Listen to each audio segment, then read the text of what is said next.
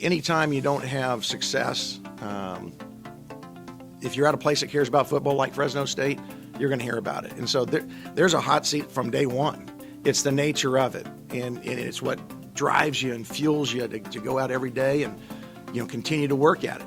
But it's something that as a coach you can't be fixated on. These young players are going to grow up at some point. We're going to win a football game, and it's going to catapult us to great things. And at what point that'll be, hopefully it'll be Friday. But at some point it's going to happen, and we're going to get on a roll. Anytime you have a young team that's not having success, they can start worrying about the last game or worrying about the last play if you didn't have success. And what you've got to do is continue to look forward.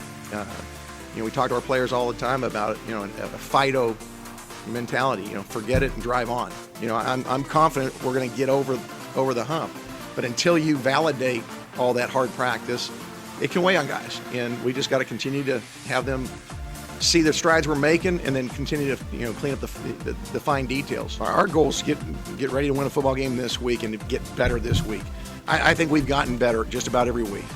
I really like the strides that Chasen made last week. We went on the road last week after having some adversity, going to a rival's home, and we're a play away from winning a football game on the road after being down 21-6. We still feel Chasen right now as our quarterback. He gives us the best chance. We see great growth in him. He's not a finished product yet, but we see the potential in him. One of the things that I was impressed with, the growth that he's made the week before and a couple of weeks before, he was flushing out of the pocket for no reason. He'd kind of sensed there was going to be pressure and he'd bail out. He only did that once on Saturday. Like I said before, it's great having Zach because he can come in and there's not a huge drop-off. He can do some things that to move our offense. He gets the ball out of his hands very, very quickly, and he's got a strong arm.